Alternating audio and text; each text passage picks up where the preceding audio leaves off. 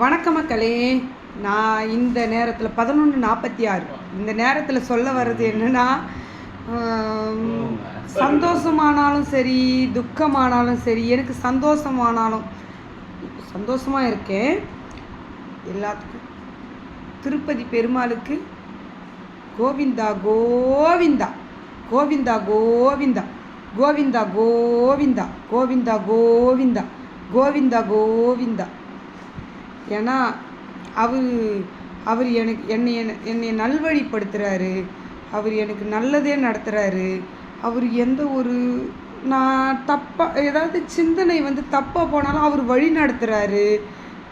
அதனால் அவர் என் மாமா, எனக்கு ரொம்ப பிடிக்கும்.